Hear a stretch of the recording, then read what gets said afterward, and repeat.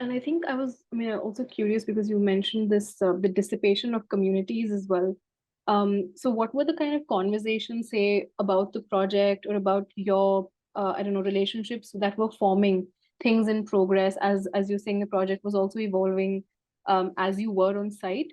So were there any kind of conversations that you undertook with the people, and were there any shifts that you saw with them, I mean, over time? I would say that I don't take too many images, like I'm not on an assignment really, so I can do very much what I please. So it's not so most of the time I take very little images. I spend a lot of time speaking with people. So that's essentially like my sort of practice, if we could say, we could call it so, where there's been cases where like I've ended up speaking with somebody for like, like every time I like a lot of these places I visit regularly, repeatedly, at least the islands on the Indian side are ones that I visit repeatedly because they're close to home, and I can follow that sort of the trajectory that I was describing. I can really map them out in nice ways or in interesting ways. A lot of the times, like I end up people speaking with people. For example, there's one guy I was speaking with like many years, and then I took an image of him like really at the point that his house was getting destroyed. Pretty much 4 or 5 years after I we had met and we had always conversed. So like things like that happen.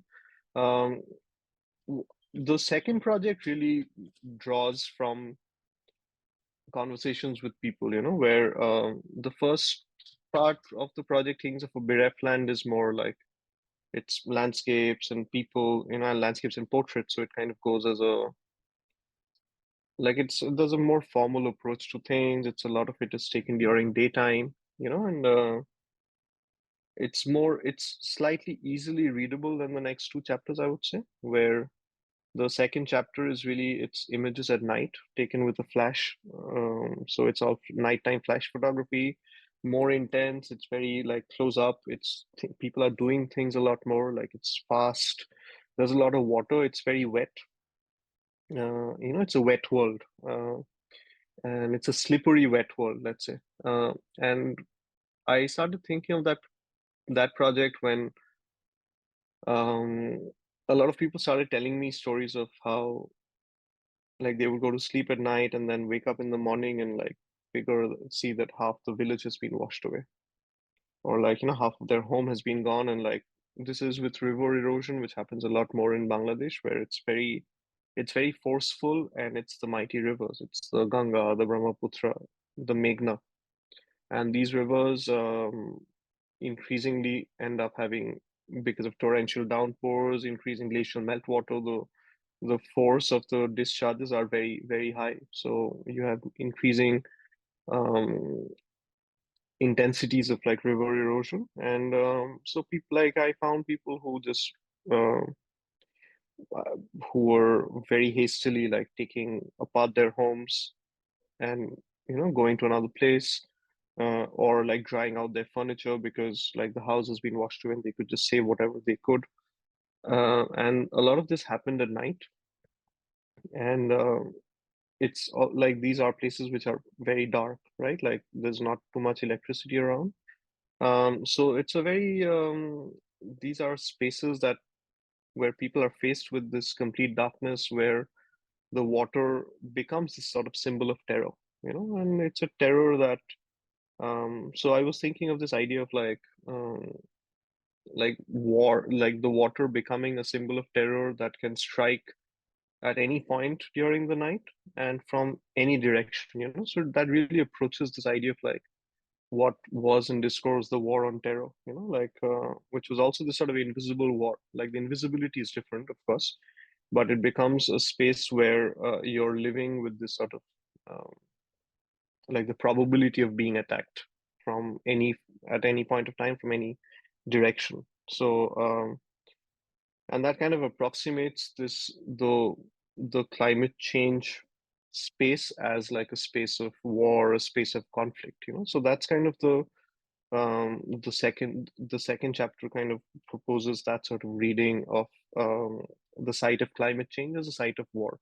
Of course, it's also something that we keep hearing in like with the pandemic, we heard everybody talking about the war against the pandemic, and then so kind of looking at this idea of what the philosopher Timothy Morton talks about. Like he talks about these things as being hyper objects, which are um, entities which are so vast and spread across a planetary scale, which are a bit difficult to comprehend on an individual level, yet they are happening at this sort of massive planetary scales. And we need interventions on a planetary scale to really A, understand them, and B, deal with them. So other examples would be, say, nuclear like proliferation, how the radiation or radioactivity spreads across spaces. You can't see it, but it's all like it's affecting wildlife, it's affecting the soil, and hence consequently people. So climate change is also one such situation.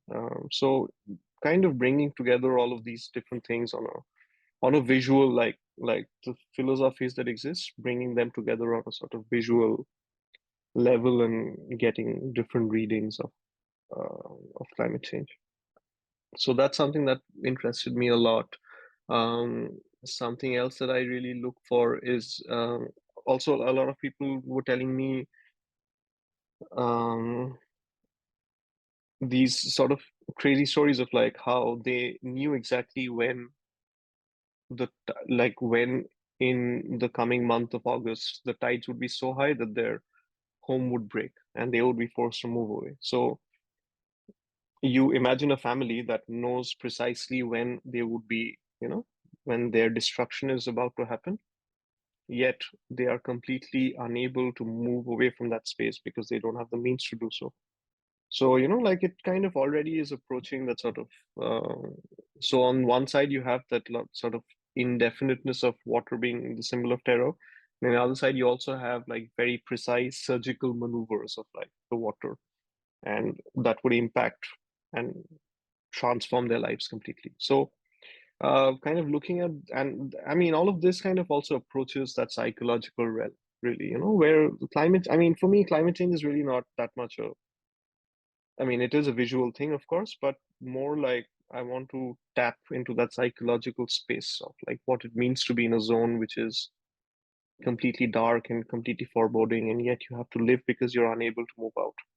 Um, and so that's what the second and the third chapters, both of them do. Um, I'm also very much interested in this idea of there is the Israeli American philosopher Adi Ofer. He talks about the process of he created this idea of a concept of catastrophization, which is he talks more about that in the context of conflict zones or in terms of like spaces where there is an impending humanitarian crisis like Palestine, with particular emphasis on Gaza. So what he says is that these are spaces where manufactured landscapes, in the sense that where the people are living at a sort of very bare life situation. They are not um, they are kept at basic survival limits. Like they are not killed. So a genocide really is not taking place. Yet people are at a space where like their basic functions are completely hampered. So they're barely surviving. So catastrophization is really a process where the catastrophe is not happening, yet it's approaching a sort of near limit to that catastrophe always. So it's always on the brink of the catastrophe, yet um, it's not happening. He talks about, say, like like the Israeli government sanctioning only that amount of food and essential nutrients that would not kill a person, but really they wouldn't be able to live on that either. So it's a process where various government, non-governmental agencies kind of collude to create a system in space, create and maintain a system in space. I was very interested to see how we could, adapt that concept to climate change and essentially, find further readings of that zone, because a lot of the space, like I found this bizarre thing where people make these embankments, for example, to protect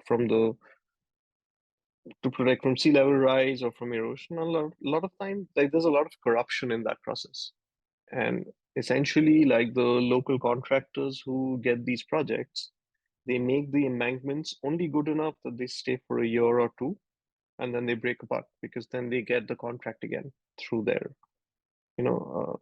through lobbying, etc. So it's basically in the interest of a lot of people um, to not make good embankments. So yet they are also the people who are living in that zone and might lose their home. So like it's all very intricately tied, and it's I mean, too often we get like very one layered or uni-tiered readings of climate change, like nature at its fury, and like just people are running helter-skelter and just.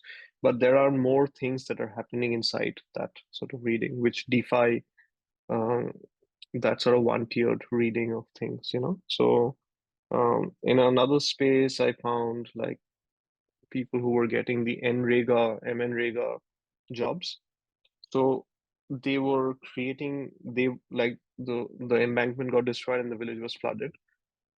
They the people of the village wanted to do the job themselves and create the embankment because that would assure them some money. Yet they could not make a very good embankment. They prevented like more professional people from coming in and creating the embankment. So they made an embankment which would essentially like break apart in the next few days.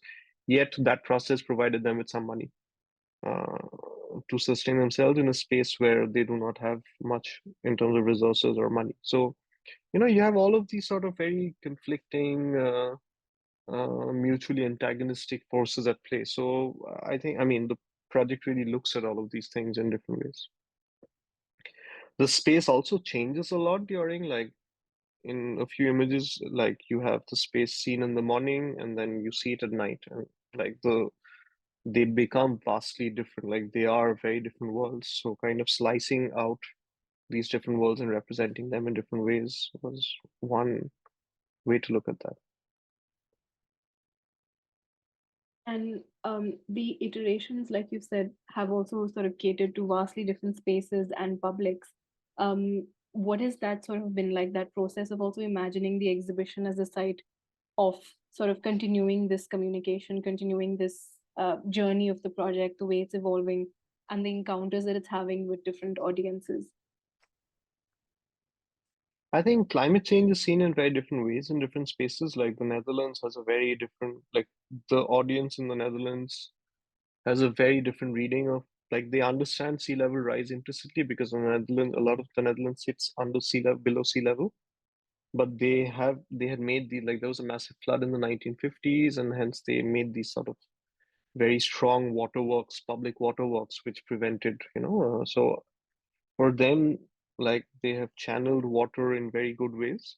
Yet the we had new studies show that those embankments are not in a very good state and might not be able to protect the country from, like, if in the event of like a massive force measure.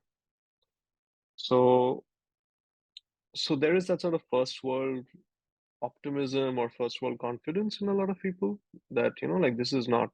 So it's always interesting to see that, but a lot of people were like they needed to see what's happening in other places as well across the world and sort of understand, like, choices that they would make in their lifestyles or would affect, like, would kind of lead to sea level, let's say, would lead to an increase in carbon emissions, which could lead to an increase in sea level rise. So understanding that process, I think, like, a lot of people got a chance to understand those sort of perspectives, which like how they are more interconnected in the world rather than on a level of like humankind, but how their daily choices would affect things in a different part of the world. So I think the Netherlands, like, you have like, so there are a lot of interesting perspectives that people have uh, that were hopefully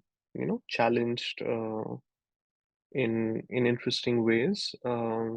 In the US, the exhibition that I'm having in Syracuse, so the one in Netherlands, it's at a photo museum, so it has a very different, it has a more sort of broader public engagement and across, like, I mean, it's a museum going crowd, I would say, which, I mean, in a space like the Netherlands involves, like, I mean, most people would go to the museums. It's a very educated sort of um, audience, which like going to museums is part of their um, life.